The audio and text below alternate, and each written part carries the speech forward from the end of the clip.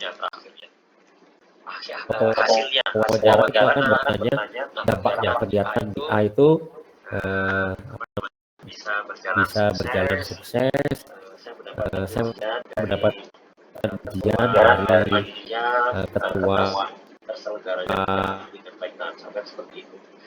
panitia atas terselenggaranya kegiatan 1H 5W hanya yang banyak gitu ya, harus yang banyak, dan itu harus yang dilakukan oleh teman-teman kita jangan. Jadi harus saya, kata subjeknya harus saya, yang saya lakukan seperti ini, dan itu sesuai dengan kapasitas teman-teman. Kalau sebagai ketua koordinator ya koordinator perannya.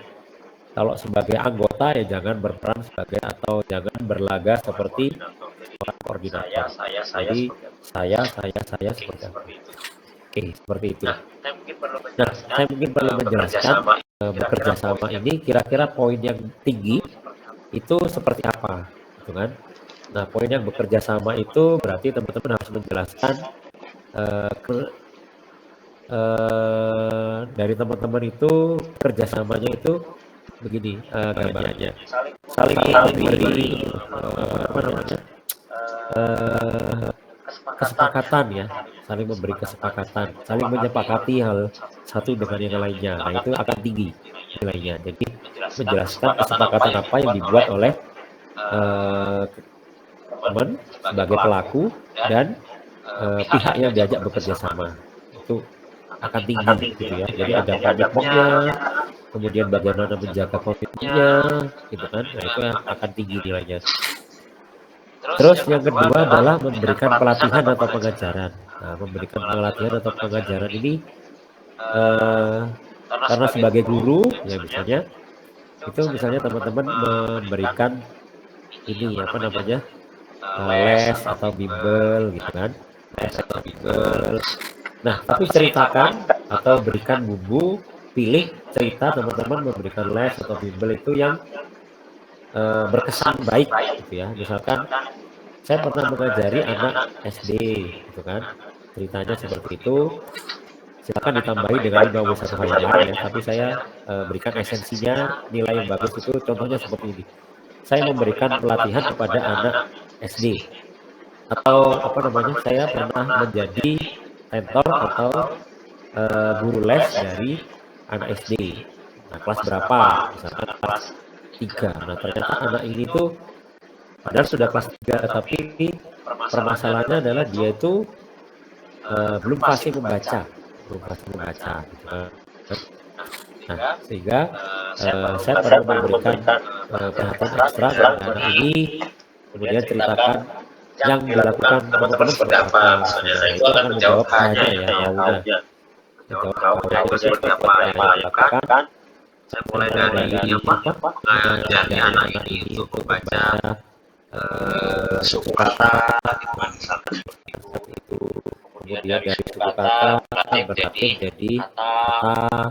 Kemudian dari kata itu berubah menjadi frase. Setelah frase bisa diajarkan, nah saya berikanlah misalkan atau saya berikan cerita atau komik gitu kan, yang bisa mendorong motivasi dari anak didik saya. Nah, kemudian dampaknya yang paling bagus adalah misalkan, nah sekarang anak itu sudah bisa belajar membaca. Nah, contohnya pelatihan itu seperti itu. Silakan teman-teman yang lain juga bisa, misalkan menjadi Teguh ini kan katanya mau jadi pelatih badminton. Bagaimana cara melatih badminton? Jadi saya kan katanya mau jadi pelatih badminton. Bagaimana teman-teman melatih seseorang itu untuk menjadi bisa terkait dengan pelatihan. Lanjut tentang aktualisasi diri. Aktualisasi diri di sini maksud saya adalah begini. Sebagai seorang teman-teman itu saya diminta untuk awalnya belum bisa menjadi bisa. Itu terkait dengan pelatihan. Aktualisasi diri. Aktualisasi diri di sini juara. Jadi maksud saya adalah begini. Sebagai seorang refleksi dengan cara bertanya kepada peserta didik saya diminta untuk bagaimana mengetahui kelemahan saya di mana pendapat kalian tentang saya atau bagaimana seringkali dilakukan bisa jadi saya meminta peserta didik itu untuk seringkali menuliskan dilakukan di bisa secari jadi kertas saya meminta peserta didik itu untuk menuliskan di secari apa kertas namanya tanpa nama untuk menuliskan kekurangan untuk saya dalam mengerjakan peserta. kekurangan saya Tapi dalam hal itu mengerjakan saya baca ada tulisan dari peserta didik saya itu yang misalkan apa namanya Pak Dimas ini baca kurang Pak lucu Dimas ini misalkan seperti itu. Serius banget kurang lucu misalkan seperti itu, serius banget nih akhirnya matematika saya serius banget. di sini teman-teman harus Akhirnya saya di sini teman-teman berarti apa dari aktualisasi kekurangan diri itu berarti apa yang harus saya perbaiki. Jadi kalau sudah ada kekurangannya seperti nggak nggak lucu, maka perbaikannya seperti apa. Bisa jadi saya membiasakan diri untuk menonton stand up comedy, saya membiasakan diri untuk menonton saya mencari apa namanya jokes-jokes atau candaan-candaan bapak-bapak gitu ya, bapak gitu ya, walaupun singkat bisa tapi membuat anak-anak itu tertawa. ternyata bisa membuat Itu adalah itu how dari ini ya, aktualisasi diri bagaimana kita itu mencari atau melakukan perbaikan diri atau aktualisasi diri. melakukan perbaikan diri atau Terus dampaknya bagaimana? Nah, dampak yang paling bagus adalah sudah bisa diterapkan. paling bagus adalah Setelah saya sering menonton ratusan setelah saya sering menonton ratusan stand up comedy, kemudian membaca jokes-jokes, kemudian membaca jokes-jokes, saya membeli itu adalah kumpulan Gramedia itu adalah kumpulan lelucon-lelucon yang jenaka. Akhirnya saya bisa menerapkannya dan suasana kelas saya menjadi ceria, misalkan seperti itu. Contoh dari aktualisasi diri. Nah, teman-teman bisa mengembangkan. Jadi intinya dari aktualisasi diri adalah agar teman-teman ini memperbaiki diri. Caranya seperti apa? Jelaskan yang banyak caranya. Terus yang berikutnya adalah membuat keputusan. Nah, ini seringkali ditanyakan keputusan apa dalam 3 tahun terakhir ini yang paling besar yang kita buat, misalkan seperti itu ya. Keputusan apa? Nah, keputusan misalkan awalnya ketika itu saya bingung mau menempuh S2 atau S1 atau mengikuti PPG, nah, misalkan diceritakan seperti itu ya. Akhirnya saya memutuskan untuk menjadi dosen atau menjadi guru. Nah, itu misalkan. Akhirnya saya memutuskan untuk menjadi guru. Misalkan seperti itu. Apa yang pertimbangan apa saja yang sudah saya lakukan, nah, itu akan menjadi how di sini. Saya membuat pertimbangan itu, satu, saya bertanya kepada orang tua saya bertanya kepada diri saya sendiri, merenungkan keinginan saya itu ingin seperti apa. Saya juga mempertimbangkan tantangan ketika menjadi guru dan menjadi dosen itu akan seperti apa. Itu semuanya akan diperlukan dalam membuat itu semuanya adalah how-nya. Dan dampaknya bagaimana? Ya, yang paling bagus adalah dampaknya saya tidak menyesali keputusan yang sudah saya buat. Itu kan saya berkomitmen karena saya sudah memilih guru, saya akan menjalani keputusan saya dengan sepenuh hati dan akan seperti itu dampaknya ya. Kira-kira gambarannya seperti itulah gambaran yang nilainya cukup atau bagus gitu ya. Terus integritas ini pertanyaannya akan kira-kira seperti ini. Teman-teman itu misalkan pernah diminta untuk melakukan sesuatu yang tidak sesuai norma atau etika gitu ya. Misalkan atau teman-teman pernah menjumpai hal yang tidak sesuai dengan norma atau etika. Misalkan ketika di kampus, ketika UAS, nah itu saya pernah melihat teman-teman itu saling memberi contekan atau saling berbuat. Kemudian yang namanya integritas berarti jangan sampai ikutan contoh gitu kan. Nah, ada contoh buruk dari orang lain, tapi yang dikatakan integritas itu kita bisa mempertahankan norma atau aturan yang bagus ya. Jadi kalau temannya contoh ya kita jangan ikut aja contoh. Itu maksudnya integritas seperti itu.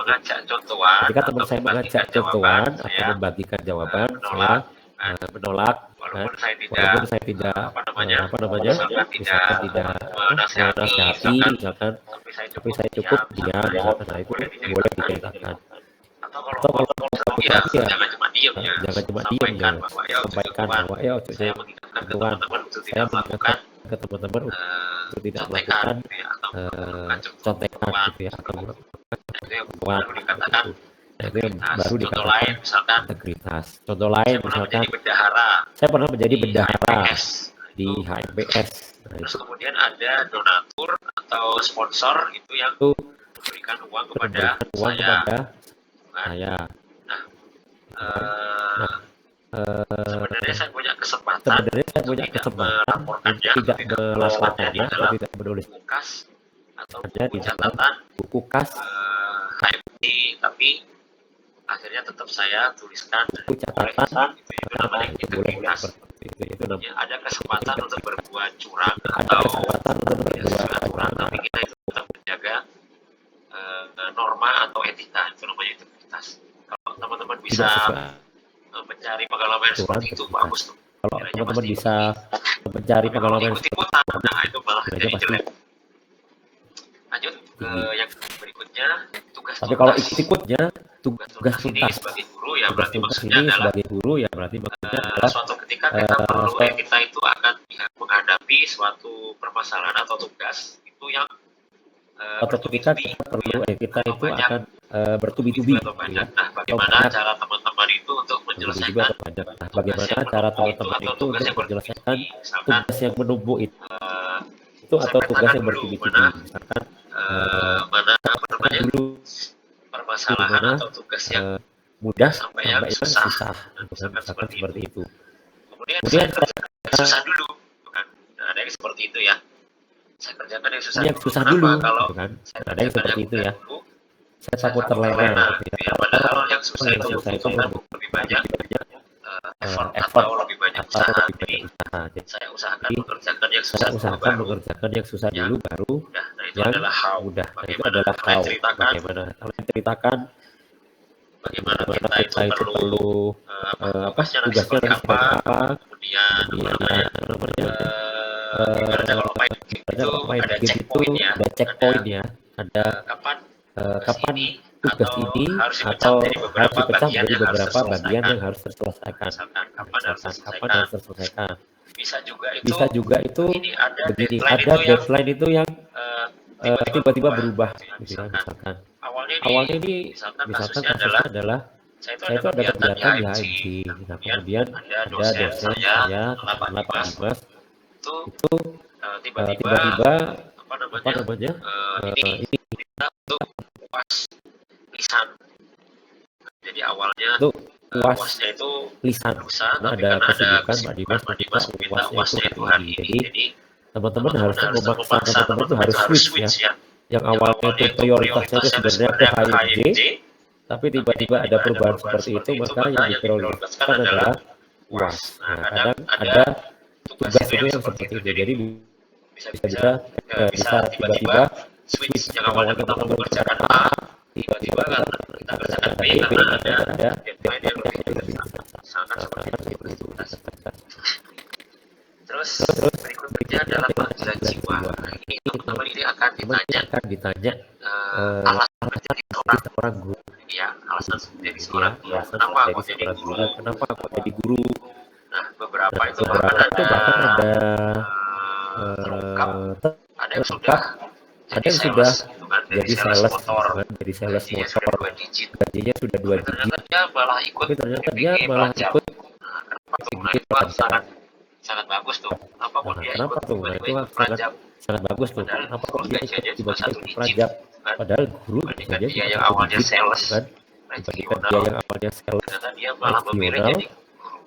malah memilih jadi guru. Nah, ternyata di sini ini yang disebut sebagai panggilan jiwa. Jadi diceritakan kenapa kok memilih sebagai guru. Nah, karena walaupun gajinya misalkan 2 digit itu, saya merasa hampa, gitu kan? Saya itu senang kalau berbagi dengan orang lain. Nah, itu ada panggilan lain, kemudian ingin bermanfaat bagi orang lain. Nah, itu adalah panggilan jiwa. Jadi guru itu harus memiliki hal yang seperti itu, kemudian bermanfaat bagi orang lain, terus apa namanya, walaupun dengan gajinya yang tidak terlalu tinggi, kita sebut sebagai panggilan jiwa. Nah, bagaimana kita itu meyakini bahwa itu adalah panggilan jiwa kita, itu akan menjadi how. itu akan menjadi how. Yang dilakukan seperti apa, itu akan menjadi how. Dilakukan seperti apa, itu akan menjadi how. Bagaimana kita bisa menunjukkan bahwa guru itu menjadi panggilan jiwa kita.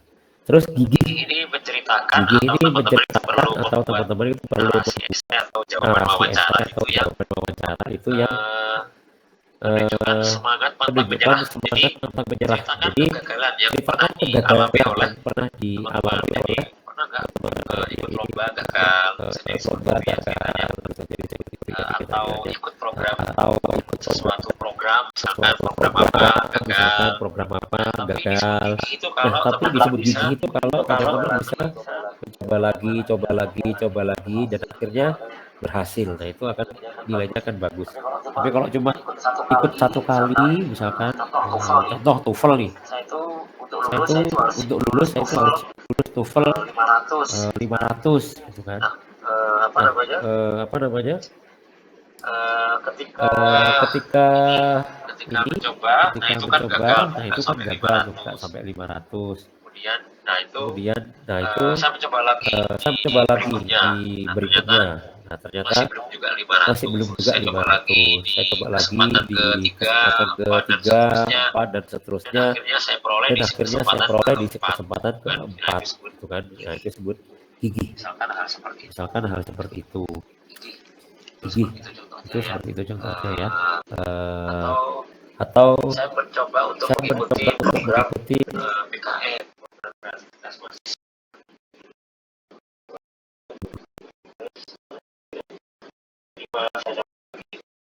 Itu juga tidak diterima. Saya coba lagi di tahun 2024 dan akhirnya diterima. Nah, itu disebut sebagai ini. Nah, bagaimana cara kita menjelaskan ini? Ada misalkan perubahan apa yang perlu teman-teman lakukan jika gagal di tahun 2024? Itu juga diterima. Itu gigi bukan ketika gagal di tahun 2022 proposalnya nggak diterima, itu dapat kesalahan yang sama seperti apa. Misalkan saya mulai mencari judul yang kreatif dan kompetitif, kan?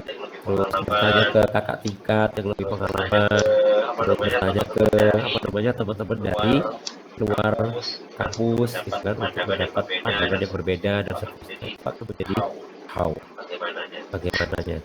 Terus yang dua terakhir itu keberagaman. Berarti teman-teman sebagai guru itu harus mengakui adanya keberagaman di antara kehidupan teman-teman sebagai guru di sekitar sekolah. Contoh menghargai keberagaman adalah ketika kita mengajar, bisa jadi satu kelas itu ada yang berbeda agama, misalkan seperti itu ya. Ada yang berbeda agama. Contoh, misalkan saya menjawab ini, kita buat narasi esai itu adalah seperti ini. Misalkan pada tahun 2024 saya pernah ditunjuk oleh kepala sekolah itu menjadi tim PHBI, yaitu ketua tim peringatan hari besar keagamaan Islam, gitu kan. Kemudian ketika menjadi tim PHBI, saya program untuk yang beragama Islam, yaitu misalkan ada tausiah dari kedatangan Ustaz siapa, itu misalkan ada tausiah dari sekolah saya itu yang kebetulan beragama Islam. Saya sudah memetakan atau saya sudah mendata ada beberapa siswa ini yang beragama non-Islam, dan itu saya rekomendasikan kepada kepala sekolah untuk mendapatkan ini juga silaban rohani, jadi mendapatkan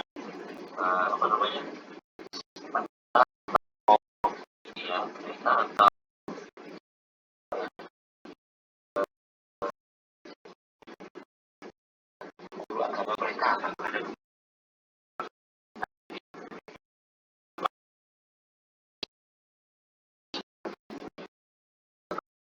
dari Islam saya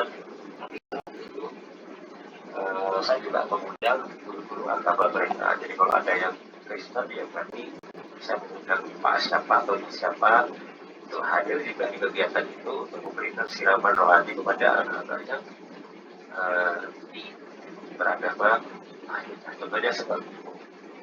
Contoh yang bagus lagi adalah ketika teman-teman itu bisa menghadirkan narasi di mana teman-teman itu melakukan sesuatu yang mengubah keberagaman yang awalnya itu dianggap sebagai kekurangan, tapi malah menjadi kelebihan. Nah, misalkan contohnya adalah diskusi. Nah, pasti kan yang namanya diskusi itu apalagi di tingkat kampus mungkin ya, itu bisa jadi ada keberagaman suku, ada keberagaman sudut pandang atau keberagaman ide. Itu dari situ ada ide dari misalkan yang non Islam, sementara saya kan Islam, misalkan seperti itu. Nah itu memberikan saran seperti ini bla bla bla. Kemudian dari saran itu ternyata juga diterima teman-teman apa namanya, teman-teman seharusnya sebagai ini ya, sebagai ketua, karena ada saran dari anggotanya itu tentang yang non Islam itu A, B, C, D.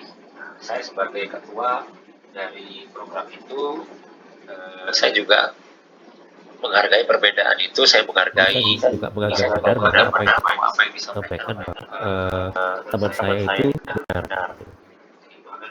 Jadi itu akan menjadi keberagaman yang bagus seperti itu. Yang awalnya kita sangka perbedaan itu adalah kelemahan, tapi ternyata kita bisa menghadirkan sesuatu yang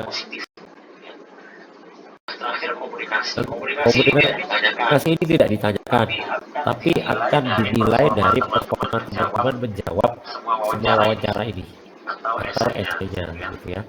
Itu akan dinilai dari teman-teman. Jadi kalau di lama, kemudian ngomongnya belibet, terus apa namanya, ngomongnya itu kita tidak ngerti artinya, jadi asesornya itu tidak ngerti atau tidak dipastikan mengerti oleh si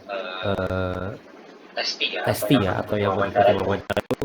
Jadi kalau untuk memastikan kita mengerti, kadang kemampuan komunikasi kita itu kan kadang perlu ulang atau menggunakan redaksi yang lain. Nah itu tujuannya apa? Untuk memastikan asesor wawancara kita itu memahami apa yang kita sampaikan. Jadi kalau teman-teman komunikasinya sudah seperti itu, insya Allah nilainya juga akan baik. Jadi ada 10, silakan teman-teman bisa dipahami tadi ya, keyword atau kata kuncinya adalah ini tadi, gampangannya seperti ini ya, tinggal dicatat, kita diingat-ingat kira-kira yang bagus itu jawabannya seperti apa, cari pengalaman yang seperti itu ya. Terus ini guys, ketika akhirnya memutuskan untuk mengikuti PPG Prajab, itu kan ada 3 setidaknya dari saya sendiri itu yang harus teman-teman pertimbangkan. 1, PPG Prajab ini beasiswa gitu kan, beasiswa, jadi dibiayai oleh pemerintah, tapi hanya mengcover tuition fee. Jadi selama 2 semester itu sebenarnya kalau dinominalkan teman-teman itu katakanlah mendapat uang itu 16 juta, tapi habis dipakai untuk membayar SPP atau UKT. Jadi belum termasuk kos. Misalnya kalau teman-teman kebetulan dapat LPTK itu yang berbeda dari domisili, jadi perlu ngekos dan biaya hidup seperti makan atau transportasi dan segala macamnya. Jadi PPB cover tuition fee, belum mencakup kos dan biaya hidup. Yang kedua adalah lokasi LPTK bisa jadi berbeda dengan domisili. Misalkan teman-teman ikut pajak, di adik saya sendiri itu domisilinya di Jombang, tapi ternyata diterima di LPTK-nya Unesa. Jadi artinya kita juga ada uang untuk kos dan biaya hidup. Tapi cuma 2 semester kan, teman-teman bisa menyiasati itu ya. Di mana ada kemauan, di situ ada jalan.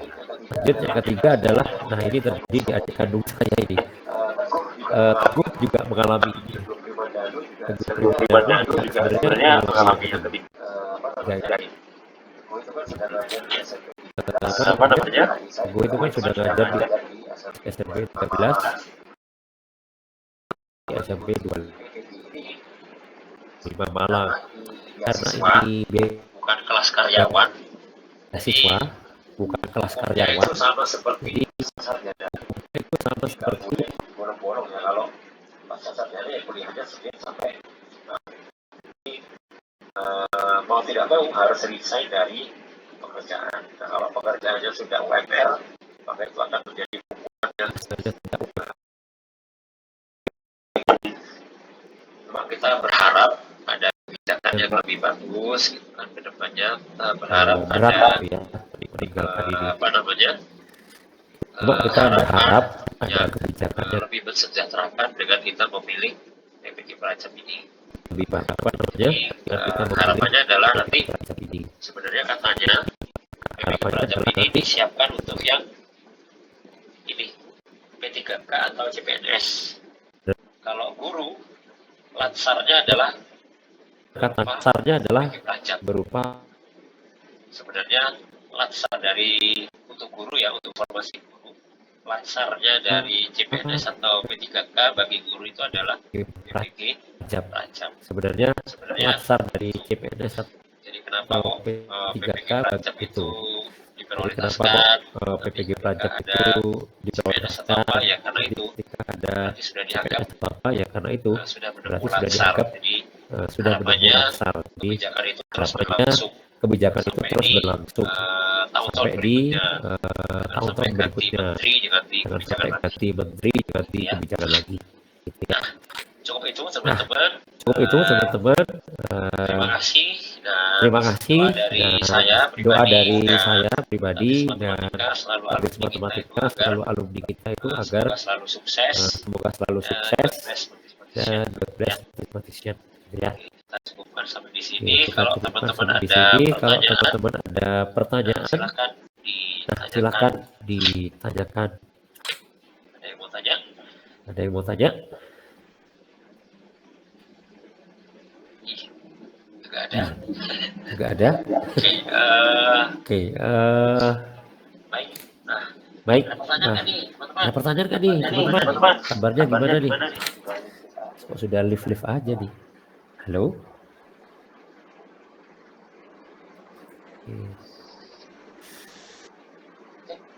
Oke lah. Oke lah, tujuan saya itu bukan pokoknya untuk apa-apa, pokoknya dari Prodi itu ingin membekali teman-teman itu untuk menyongsong PPG Prajab itu punya ini ya, punya bekal, mengikuti PPG Prajab itu harapannya lolos, kemudian kalau untuk perkuliahan sebenarnya ada beberapa kakak tingkat itu yang sudah mengikuti PPG Prajab, cuma seperti Kak Teguh ini belum bisa bergabung. Jadi untuk sharing bagaimana kuliahnya, nah itu ini apa namanya, Pak Dimas tidak bisa memberikan gambaran, ya. Cuma nanti teman-teman bisa ini sih, bisa japri ke Kak Teguh misalkan, Kak gambarannya nanti PPG Prajab itu gimana sih, gitu kan. Intinya ya ini, saya tuh kata gitu ya, satu kata. Kita punya komitmen PPG Prajab ini memang ini teman-teman, apa namanya, dianggap seperti pasca sarjana. Jadi teman-teman itu dianggap seperti mengikuti kuliah pasca sarjana. Jadi tuntutannya itu pasti diangkat di lebih tinggi daripada S1, gitu kan. Lebih tinggi dari S1 itu sudah pasti. PPG Prajab itu tuntutannya lebih tinggi daripada S1. Jadi ada tuntutan jurnal, tapi teman-teman juga sudah pernah yang apa namanya mengikuti kuliah dan pernah submit jurnal. Kak Teguh kemarin curhatnya itu sih, kalau Teguh Primadalu itu curhatnya itu syarat lulusnya itu harus ada jurnal gitu kan. Tapi saya yakin ini alumni Teknik Matematika untuk jurnal tidak ada masalah. Silakan tanya ke saya. Siap membantu untuk jurnal. Dalam arti itu di Prodi itu sudah ada 2 jurnal ya guys. Ada jurnal mahasiswa, ada di Galois. Ada jurnal untuk umum atau dosen itu di IJTLM. Nah, silakan Pak Dimas bisa membantu teman-teman kalau mau submit jurnal itu di 2 lokasi itu, Galois atau IJTLM. Kecuali kalau ada request dari mana?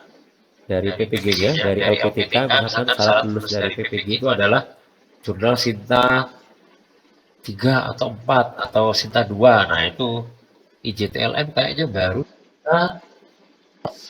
ya. Sinta 4 kayaknya. Oke, jadi kalau ada request seperti itu kayaknya IJTLM sama Galois belum bisa membantu. Silakan dicari sendiri di rumah jurnal di UIN Malang itu ada Galois punyanya mahasiswa. Jurnal-jurnal mahasiswa itu sebenarnya editornya adalah Bu Sulis. Kemudian ada jurnal IJTLM itu editornya adalah Pak Islam. Silakan dicari. Kalau misalnya minta Sinta berapa, silakan dicari di internet Sintanya IJTLM sama Galois. Kalau nggak bisa ya silakan cari yang lain gitu kan. Tapi dari prodi sendiri atau saya sendiri siap menjadi teman diskusi. Pak, ini saya ditagihnya LPTK-nya kok Sinta 3. Kemana ya Pak? Ya, kita punya kenalan-kenalan gitu ya, sudah pernah sampai di sini. Mungkin kita bisa memberikan gambaran mana jurnal yang gampang ditembus, mana yang enggak. Oke, seperti itu. Ini ada Mbak Asfira, katanya Mas Chandra, lulus PPG Prajabatan, bisa sharing nggak? Mana Asfira? Oh iya Asfira. Halo Asfira, terdengar suara saya? Oke, terdengar Pak Dimas. Oke, nah ini ada pelaku sejarah nih, pelaku sejarah nih. Sini yang mungkin teman-teman perlu dapat gambaran di PPG Prajabatan itu kuliahnya bakal seperti apa. Mungkin ini yang bisa memotivasi teman-teman alumni ya. Oke, terima kasih atas kesempatannya Pak Dimas. Ya sudah sharing ya, karena saya juga masuk PPG itu juga penasaran. Diawali dari rasa penasaran karena mumpung gratis, tidak membayar sama sekali. Di Unisma kamu ya? Iya Pak. Unisma. Gelombang saya itu memang sistemnya berbeda dengan gelombang-gelombang sebelumnya. Di angkatan saya itu banyak yang terlempar di luar Pulau Jawa. Terus alhamdulillah waktu itu memang saya waktu milih memang di Kota Malang. Milih kan ya? Iya, pertama milih. Oh ya, milih kan. Tapi mungkin dari hasil tes substantif itu mungkin banyak yang kenapa kok banyak yang dilempar ke luar Pulau Jawa, mungkin disesuaikan dengan kuota. Karena yang milih misalkan Kota Malang itu kemarin yang milih itu sekitar 500 atau 700 seperti itu, dan yang diterima itu hanya 100 berapa gitu Pak, 110-an. Iya.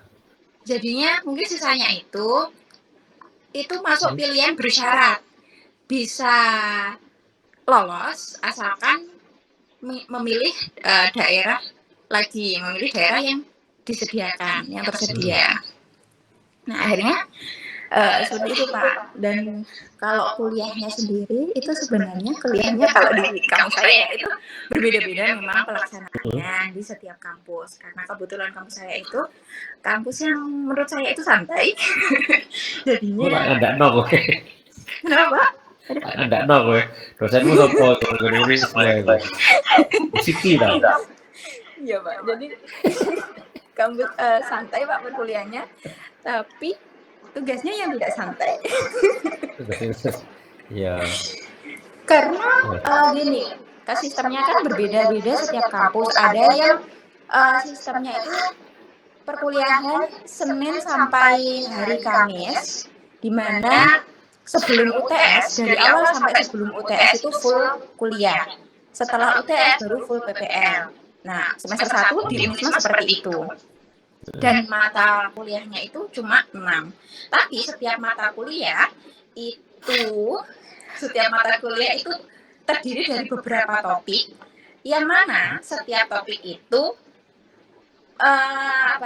memuat unsur merdeka.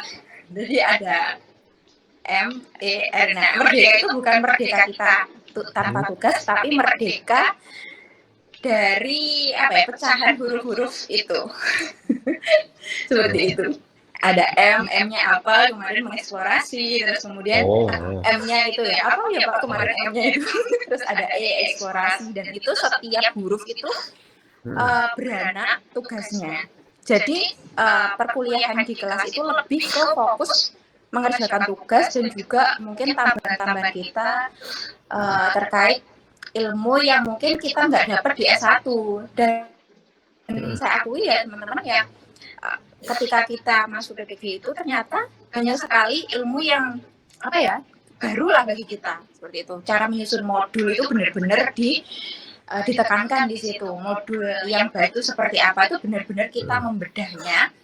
Kemudian juga nanti waktu PPL itu benar-benar kita terapkan, dan itu yang membedakan kita kuliah S1. Mungkin kuliah S1 kita paham teorinya ya, tapi ketika kita terjun di sekolah, terus kemudian kita kolaborasi dengan guru-guru yang aktif di sana ya, yang menjadi guru pamong kita, yang tentunya sudah pilihan, itu benar-benar banyak sekali ilmu yang bisa kita dapat. Jadi mulai dari gimana sih menyusun asesmen yang baik, mulai dari asesmen diagnostiknya, kemudian setelah diagnostik itu kita tahu nih penyakitnya siswa itu gimana, kemudian pembelajaran diferensiasinya gimana, berdasarkan apa, ternyata itu senjelimet itu. Seperti itu. Kalau dari saya menarik di situ sih. Dan kalau misalkan teman-teman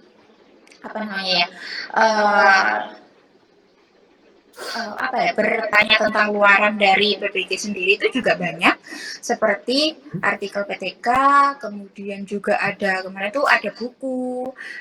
Nah, apalagi kalau kampusnya itu aktif mendorong mahasiswanya untuk berkarya, itu bisa tuh kemarin minta kayak HKI bukunya, kemudian dari artikel publikasinya, terus kemudian dari tugas-tugas yang diberikan itu juga diminta untuk meng-HKI-kan, seperti itu. Terus kegiatannya juga bervariasi. Jadi meskipun cuma 6 mata kuliah itu kita fokus selain fokus di LMS, mengerjakan LMS itu ada kegiatan-kegiatan yang di luar kelas seperti pelatihan-pelatihan. Kemudian juga ada kemarin seharusnya ada kayak semacam itu yang kayak pramuka, kayak kemah, terus kemudian itu barang. Iya Pak, kalau di kampus-kampus kayak UNM itu kemarin itu ada kemah. Coba KMP. Kenapa? PKKMB. Apa man? Ada KMB Pak, pasti itu KMB itu. Itu muatannya Unisma paling itu, ke N1 itu paling itu. Ini orang nih nggak Aspira, apa namanya? Ada expo nggak? Kayaknya di kampus. Ada exponya. Exponya itu ada setiap kampus, dan memang kalau di Unisma kemarin di Expo Kana itu memang terbagi menjadi beberapa kelompok kecil, lalu diminta untuk mempublikasikan atau menghasilkan luaran berupa buku yang di-HKI-kan, dan juga produknya itu bisa kita kita tindak lanjuti lah, nggak hanya di Expo saja, tapi juga mungkin setelah itu tuh desain-desainnya minta tindak lanjutnya seperti apa gitu Pak. Jadi seperti itu. Oke, baik. Nah, itu adalah ini ya gambaran PPG-nya itu ya memang karena menurut kerangka KKNI S1 itu kan di jenjang 6 ya. Nah, kalau yang profesi itu jenjang 7. Jadi memang levelnya ya seperti itu. Sementara yang magister itu jenjang 8 guys. Jadi magister itu jenjang 8. Jadi secara kesulitan di KKNI sebenarnya untuk PPG ini hanya satu tingkat di atas dari S1 sebenarnya. Cuma memang ini PPG Praja itu seperti sudah saya katakan, ini yang menjaga gawang dari Indonesia Emas tahun 2025 kan udah lewat ya, 2045 ke 2045 itu ya memang PPG Prajabatan. Jadi memang kawah Chandra di Muka itu ya memang PPG ini. Kalau dibandingkan dengan PPG Daljab, nah itu nanti pasti akan kerasa tuh pressure-nya ya. PPG mulai dari wawancara segala macam, tes substantif, nah itu pressure-nya akan terlihat di PPG Prajabatan. Tapi semuanya boleh gitu kan, sebagai ini ya, sebagai apa namanya, mewakili prodi, dan ini mengedukasi juga teman-teman alumni itu untuk mempertimbangkan banyak opsi ya terkait dengan karirnya. Itu bisa jadi seperti itu, bisa memilih S2. S2 tadi ya sudah ada jalur RPL, insya Allah mulai dari Desember insya Allah disetujui. Jadi mulai dari Januari insya Allah S2 PMAT itu sudah membuka jalur RPL. Jadi kalau mau, nah tinggal menambah 1 tahun. Jadi kalau sudah pernah mengikuti PPG Prajabatan ya mungkin akan diakui, hanya perlu menambah 1 tahun misalkan. Tapi kalau yang mau reguler juga bisa gitu kan. Atau ini yang sudah menempuh S2 hijrah juga ke PPG, nah itu juga ada tuh. Jadi memang ini pencarian jati diri nih ya, pencarian jati diri. Oh ya, ada titipan perenungan ya dari Pak Sakir.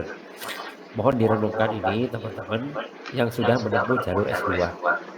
Yang sudah menempuh jalur S2 itu ada titipan perenungan dari Pak Sakir itu adalah begini. Seumpama teman-teman itu berani, dalam arti itu tidak ngotot ingin mencari kerja di Jawa Timur, insya Allah lulusan S2 itu pasti langsung diterima kalau ambil selain Jawa Timur. Jadi kalau S2 pengen jadi dosen, jangan berperang di Jawa Timur, berat. Kalau mau sedikit menyisih kayak Bu Dewi Rosikoh gitu kan, ke Madura, paling deket tuh, paling dekat ke Madura. Jadi jangan di Jawanya, agak menyisih misalkan di Madura, karena orang-orang kita kan mindsetnya, Madura itu kan gitu kan, Meksiko gitu kan.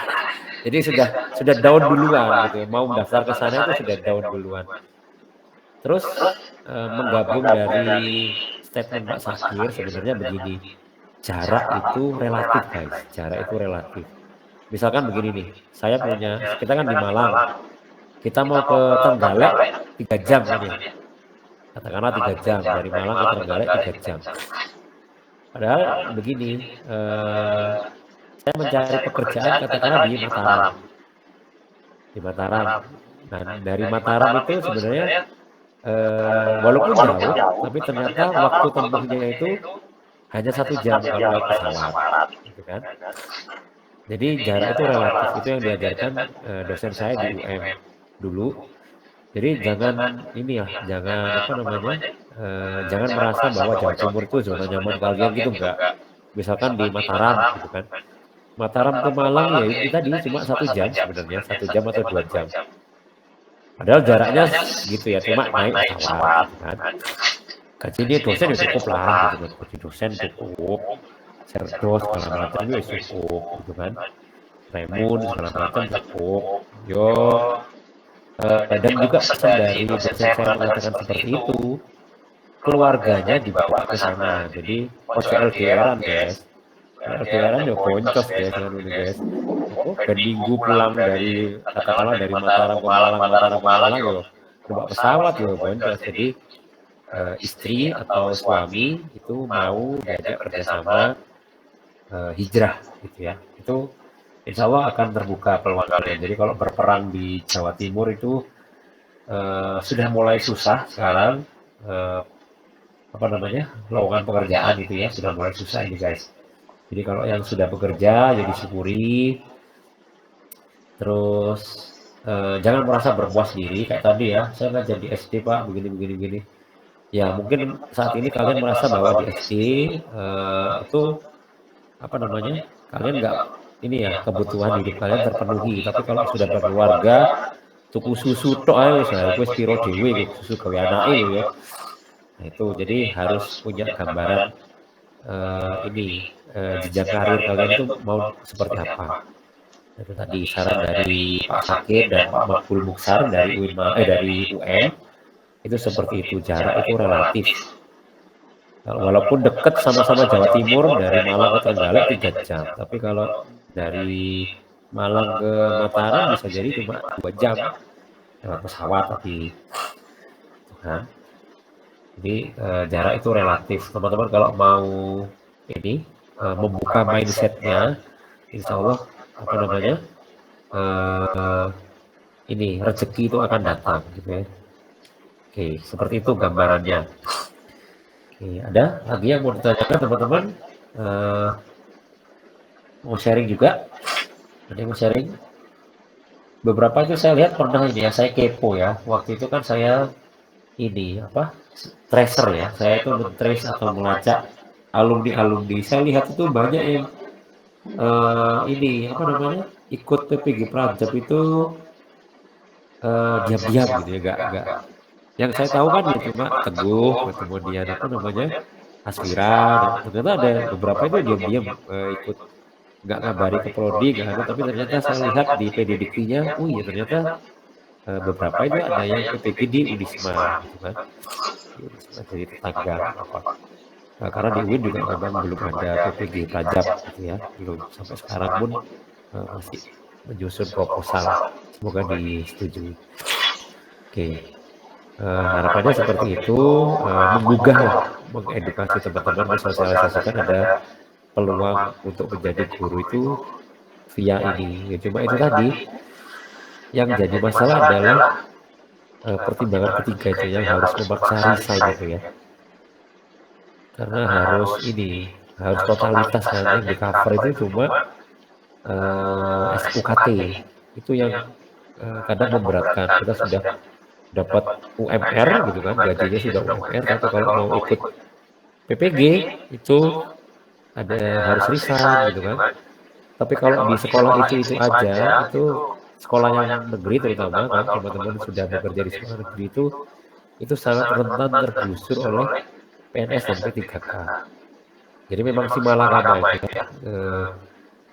Kalau dilanjutkan sukuan atau honorer di sekolah negeri, yo suatu ketika itu formasi itu harus diisi oleh PNS sama P3K, bukan guru honorer lagi di situ. Jadi yang bisa mengisi itu adalah PNS dan P3K, karena status kepegawaian itu cuma ada 2 sekarang, nggak boleh ada honorer dan sukuan. Kalau teman-teman mau berkarir di sekolah swasta, insya Allah lebih ini ya, lebih fleksibel. Cuma kalau mau apa namanya sertifikasi ya tinggal ikut PPG itu ya, tinggal ikut PPG. Ada 2 versi, PPG Daljab atau PPG Prajab, silahkan disesuaikan kebutuhan. Kalau katanya Pak Gali itu yang 2026 itu Dapodik itu mau di shutdown, jadi nggak bisa input lagi, guru-guru yang baru itu di off semua, nggak bisa lagi, jadi harus daftar PPG Prajab dengan biaya mandiri, katanya begitu nanti ke depannya. Teman-teman yang sudah bekerja di sini atau yang belum bekerja, nah mulai dari sekarang mohon menabung gitu ya, mohon menabung, disisihkan.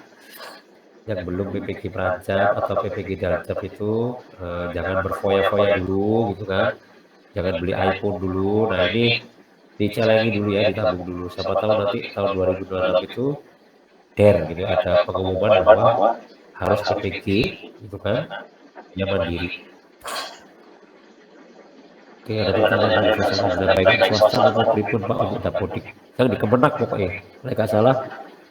Yang disampaikan Pak Gali itu pokoknya di Kemenak itu sebenarnya mau mencontoh Kemdikbud. Kemdikbud ini kan mau menghapus Daljab sebenarnya ya, sudah mau menghapus Daljab dan fokus ke Prajab, karena itu tadi tantangannya Daljab itu gurunya sepuh-sepuh gitu kan, sudah bentar lagi pensiun, jadi mau berharap ke mereka tentang pendidikan atau Indonesia emas di tahun 2045 itu pesimis gitu loh. Sehingga yang dikerjakan PPG Kemdikbud itu adalah PPG Prajab. Nah, Kemenak itu juga mau seperti itu, biar nggak berlarut-larut di Daljab. Nah, dibukalah PPG Prajab itu. Nah, caranya mungkin ya seperti itu, biar nggak dapodiknya biar gak apa namanya jadi antrian mengalahi haji gitu kan, daftarnya kan besok ngalah-ngalahi haji ya 20 tahun lagi baru kepanggil itu. Nah itu bisa jadi solusi pemerintah yang agak radikal adalah ditutup dapodiknya agar teman-teman yang lain itu bisa langsung beralih ke Pracap semua. Ya, tapi disiapin aja mulai dari sekarang, mohon disiapkan nabung ya. Siapa tahu ada pemberitahuan seperti itu. Oke, jangan ini dulu, jangan berfoya-foya dulu. Ini saatnya kita menata masa depan.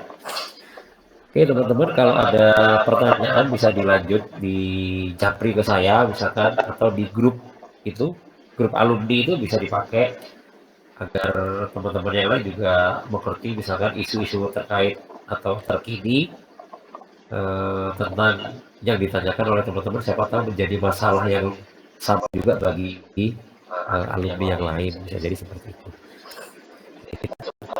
Kan mungkin ya sampai di sini senang bisa bertemu dengan teman-teman, bisa silaturahmi lagi. Jangan lupa tanggal 13 kita akan sangat menyambut ini ya kedatangan para alumni ya. Kalau mau datang ke UIN Malang 13 kita punya acara meriah temu alumni, silakan datang gitu kan. Silakan bersapa. Kalau ada yang mau diskusikan, silakan memanfaatkan momen itu untuk bertemu kami di sana. Oke, baik kita akhiri pertemuan kita di malam hari ini dengan mengucap hamdalah bersama-sama. Alhamdulillah. Oke, saya izin lift. Tetap semangat teman-teman, jaga kesehatan. Semoga sehat selalu. Wassalamualaikum warahmatullahi wabarakatuh. Terima kasih Pak Syadus.